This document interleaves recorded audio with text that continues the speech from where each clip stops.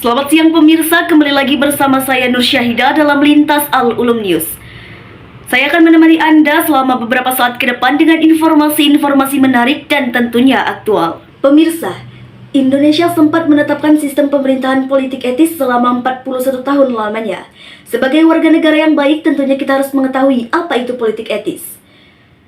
Saya akan mengupas secara tuntas tentang politik etis bersama rekan saya Suja, yang akan melaporkan tentang pengertian politik etis. Saya Suja Mujaki melaporkan bahwa politik etis atau politik balas budi adalah kebijakan yang telah dibuat oleh pemerintah Belanda pada tahun 1901. Kebijakan ini merupakan salah satu upaya untuk meningkatkan kesejahteraan masyarakat Hindia Belanda yang sebelumnya telah diperas oleh pemerintahan Belanda. Terima kasih atas laporannya. Baik pemirsa, untuk mendapatkan informasi yang jauh lebih lengkap, kita akan mendengarkan sejenak bincang-bincang santai dengan narasumber bersama rekan saya Jihan Salsabila. Kita masuk ke studio 2.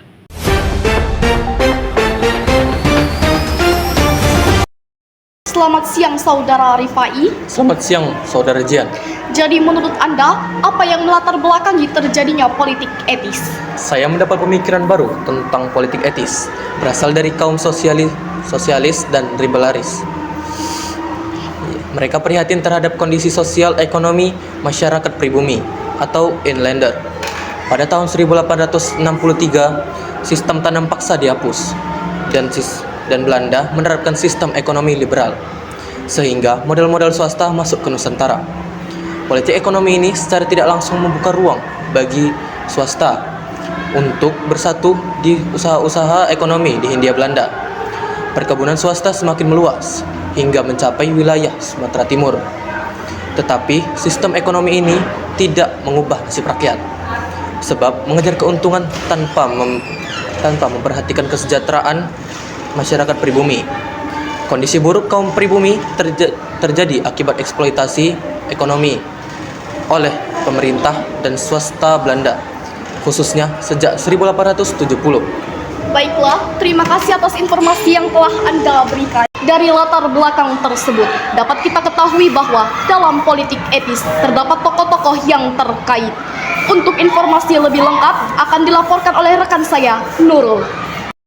Berikut merupakan tokoh-tokoh yang terlibat dalam politik etis. Yang pertama ada Pieter Brossov. Pieter Brossov merupakan seorang wartawan dan sastrawan Belanda yang mengelilingi Jawa pada tahun 1887. Ia banyak mendokumentasikan kesengsaraan masyarakat Hindia Belanda atas adanya sistem tanam paksa. Dan ia juga menuangkan hal tersebut dalam bukunya yang berjudul Memory is Over dan Tostand in Indi. Yang kedua ada Conrad Theodore van Deventer. Conrad Theodore van Deventer merupakan seorang ahli hukum Belanda dan pengusaha perkebunan. Dalam bukunya yang berjudul EN Era School pada tahun 1899, ia menyatakan bahwa Belanda memiliki banyak hutang kehormatan atas kekayaan yang diterima dari penderitaan masyarakat Hindia Belanda. Yang ketiga ada Edward de Wisdecker atau Multatuli. Edward de Wisdecker merupakan seorang penulis dalam bukunya yang berjudul Max Havelaar. Buku tersebut merupakan sebuah novel satir yang berisikan kritik atas pelakuan jahat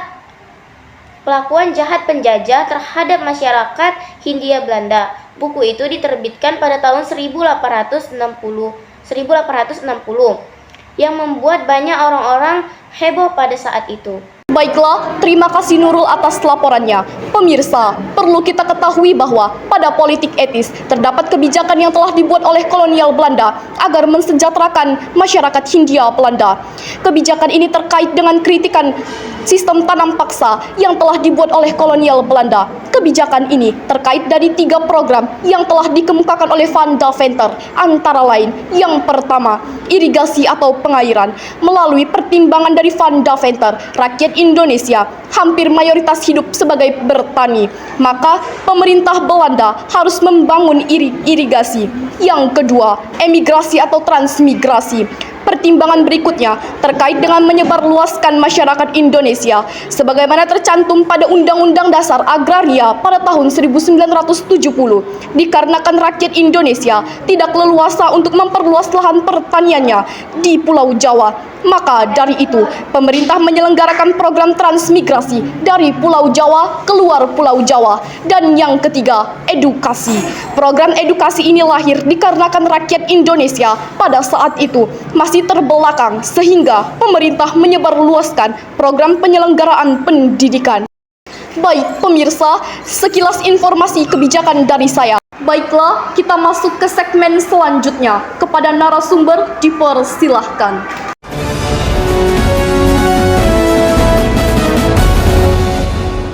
Kepada Wiwin Abila Saskia. Selamat siang saudara Wiwin. Selamat siang Jihad. Dari kebijakan-kebijakan yang Anda ketahui tentang politik etis, apa saja penyimpangan yang terjadi pada politik etis? Yang saya ketahui tentang penyimpangan politik etis, yaitu dalam pelaksanaannya politik etis yang mendapat dukungan dari kalangan kapitalitas dan industrialitas mengalami banyak penyimpangan. Yang pertama ada irigasi, lebih banyak dibangun untuk mengairi perkebunan swasta Belanda. Dan yang kedua edukasi, lebih banyak ditujukan untuk mendapatkan tenaga terampil yang murah. Yang ketiga ada imigrasi, lebih banyak dilanjutkan ke daerah-daerah yang menjadi pengembangan perkebunan-perkebunan swasta seperti di wilayah Delhi. Dan yang keempat ada pemindahan penduduk ke daerah perkebunan Belanda yang dijadikan pekerja Rirodi. Terima kasih atas informasi yang Anda berikan. Kita kembali ke studio.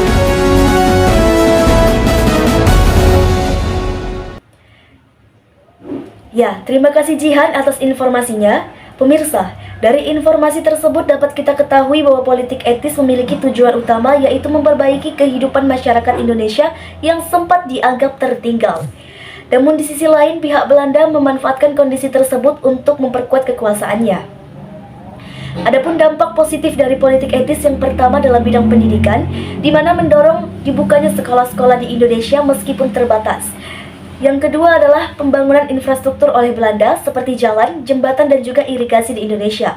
Yang ketiga, pemberdayaan ekonomi seperti pengembangan pertanian. Adapun dampak negatif dari politik etis yang pertama adalah eksploitasi, di mana pihak Belanda mendapatkan keuntungan yang lebih besar dibandingkan Indonesia.